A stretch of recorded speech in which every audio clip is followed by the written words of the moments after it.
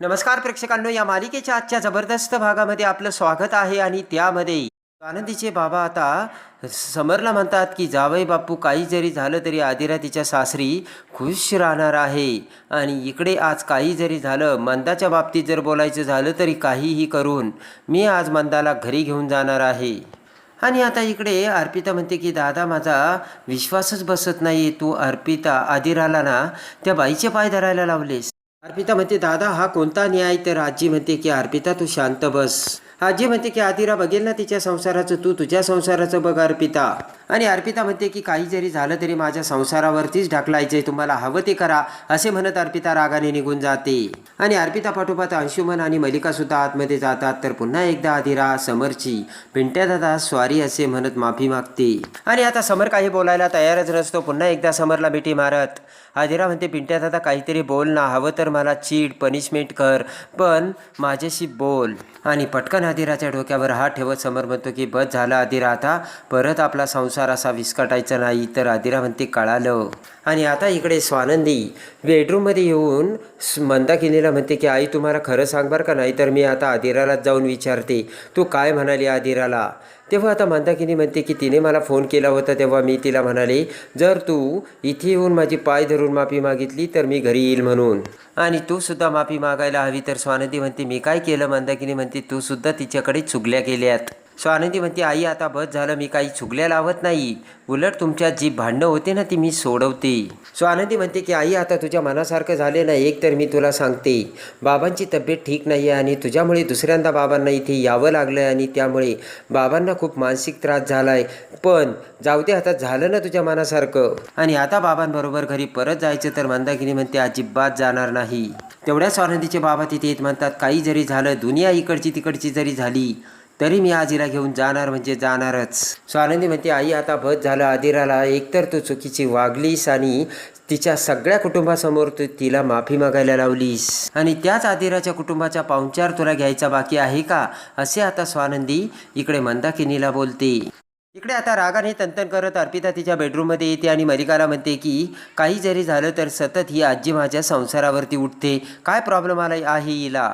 आणि आता इकडे अंशुमन म्हणतो की मला तर आता झेपतच नाही. अर्पिता म्हणते की काय ही आदिरा, चक्क तिने तिच्या सासूचे पाय धरले, मला अजिबात नाही आवडलं.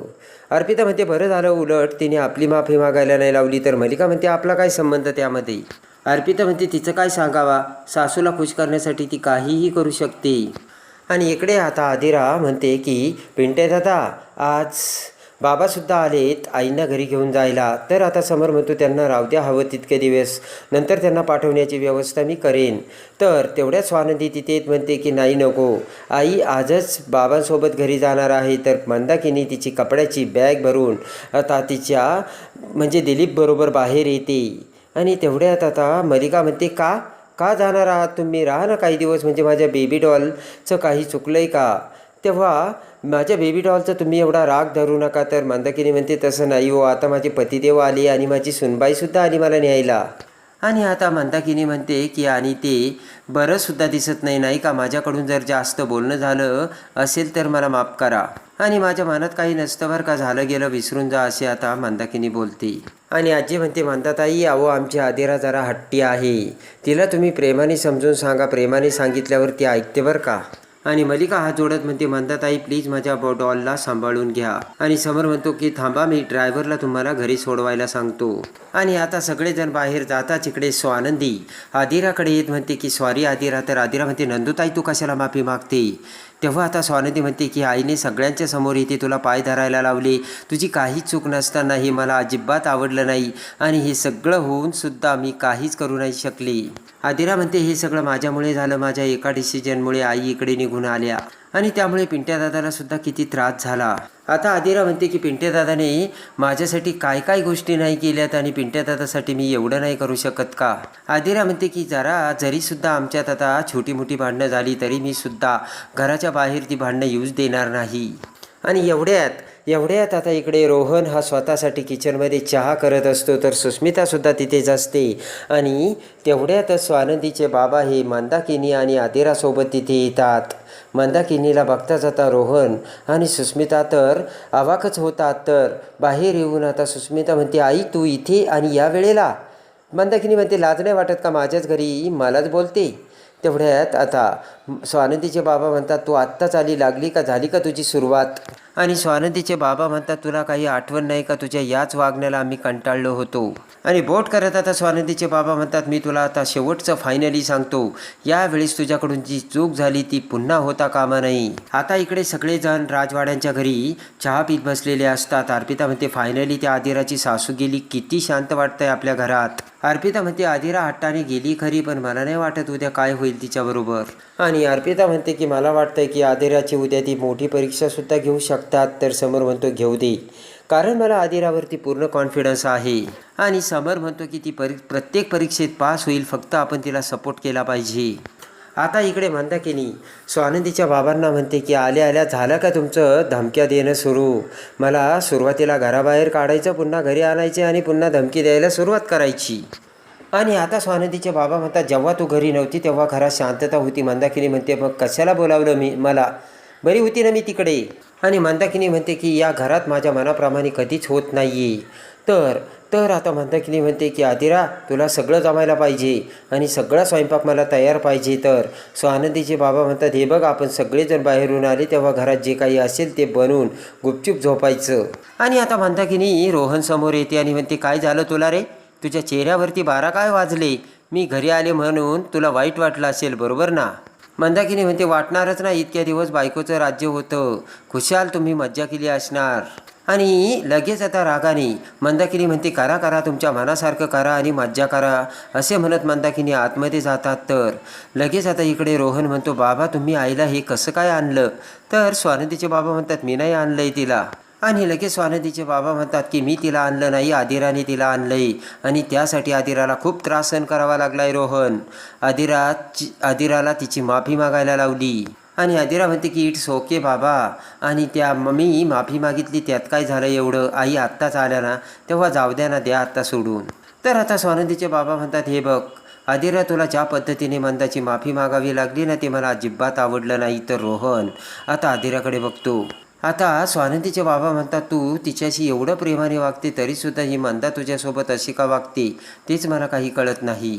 आणि आदिरा म्हणते, जाऊ द्या ना बाबा, मला आता कळलंय की या सगळ्यांमध्ये चूक माझीच होती. आणि आदिरा म्हणते, ओके बाबा, आता आपण शांत राहूयात. आणि ती कपड्याची बॅग घेऊन आदिरा आतमध्ये जाते. आणि इकडे आता बेडरूममध्ये येताच आता समर गुपचूप त्याचे कपडे घेऊन झोपायला जाऊ लागतो.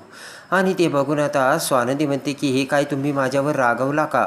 समर म्हणतो, नाही. तर स्वानंदी म्हणते, मग तुम्ही असं का वागताय? एरवी तुम्ही खूप बडबड करत असता, माझ्यावरती चिडचिड करत असता, पण आता गप्प.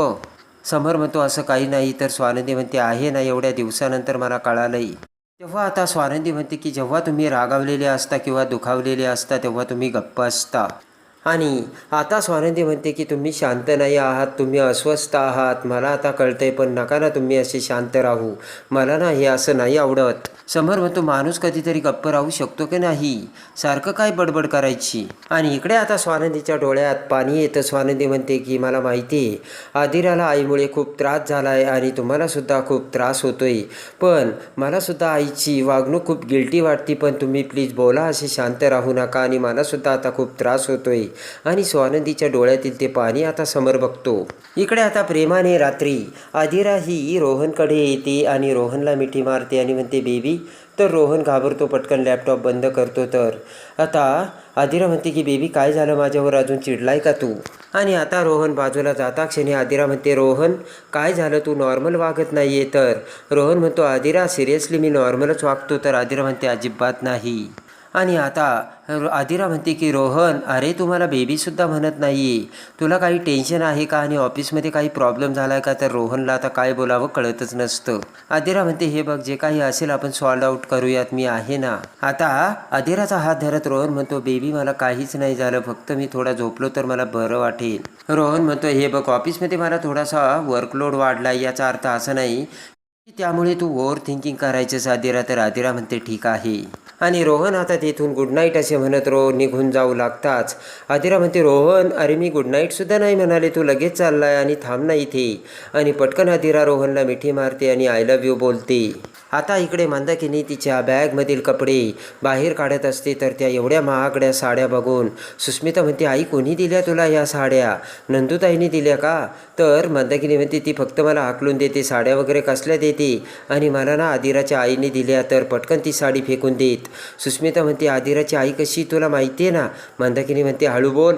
मंदाकिनी म्हणते, मला माहीत नाही का ती कशी आहे, पण फुकट मिळाल्या म्हणून सोडायच्या का? कुणाला सांगू नकोस. आणि मंदाकिनी म्हणते की काय ते ऐश्वर्य, आपली स्वानंदी ना खूप ऐश्वर्यात लोळते, आणि किती ते शोपीस वगैरे काय काय त्या महागड्या वस्तू, आणि जावई बापूसुद्धा काही एवढे वाईट नाही आहेत, खूप चांगले आहेत, त्यांनी मला हे असं सगळं हाताच्या चुटकीसरशी दिलं. आणि इकडे आता स्वानंदी रडू लागता. समर स्वानंदीला पाणी देऊन क्वाटवर बसवतो आणि म्हणतो की तुम्ही रडू नका. रडत स्वानंदी म्हणते, जे झालं ते चुकीचं झालं आणि मी काहीच नाही करू शकले. आणि समर म्हणतो की आता शांत व्हा, जे घडायचं होतं ते घडून गेलं आणि आता काही येणार आहे का? समर म्हणतो, आदिराला तिची चूक समजली आणि तुम्हाला सुद्धा तुमची चूक समजली. समर म्हणतो, आता झाली ती चूक परत करायची नाही आणि त्याचा फार विचार करत बसू नका, सोडून द्या. तर स्वानंदी म्हणते, ठीक आहे. आता समर म्हणतो, सारखा सारखा तोच विचार करत बसू नका, तुम्हाला त्यामुळे त्रास होईल, आणि जर तुम्हाला त्रास झाला तर मलासुद्धा त्रास होईल. तर स्वानंदी समरकडे बघते. आणि इकडे आता आश्रमामध्ये पारंपरिक वेशभूषा धारण करून वृक्षारोपणाचा कार्यक्रम ठेवलेला असतो. तर आता त्यामध्ये स्वानंदी ही महाराष्ट्राचा पारंपरिक मराठमोळा वेश घालून येते आणि नऊवारी साडीत आता स्वानंदी तिथे येताच इकडे आता मीडियावालेसुद्धा तिथे आलेले असतात आणि ते म्हणतात की मॅडम कार्यक्रम कधी सुरू होणार आहे? तर लगेच आता स्वानंदी आणि सगळेजण म्हणतात, हे काय समर राजवाडे आले की लगेच सुरू होईल. आणि लगेच आता दुसरा तो मीडियावाला म्हणतो की काही इथे वृक्षारोपण वगैरे साजरा होणार नाही आणि कोणीच येणार नाही, यांचा आश्रम बंद पाडलाच पाहिजे. तर लगेच समर आता महाराष्ट्रीयन पद्धतीने धोतर आणि कुर्ता घालून तिथे येतो आणि लगेच आता समरला बघता स्वानंदी खुश होते आणि दोघीही प्रेमाने आता मराठमोळ्या गाण्यावरती डान्स करून वृक्षारोपण करतात. तर पुन्हा एकदा समर आणि स्वानंदी हे एकत्र आलेले असतात. तर प्रेक्षकांनो, कशी वाटली स्वानंदी ते कमेंट्समध्ये नक्की कळवा आणि या मालिकेच्या डेली अपडेटसाठी आपल्या चॅनलला लाईक करा, सबस्क्राईब करा.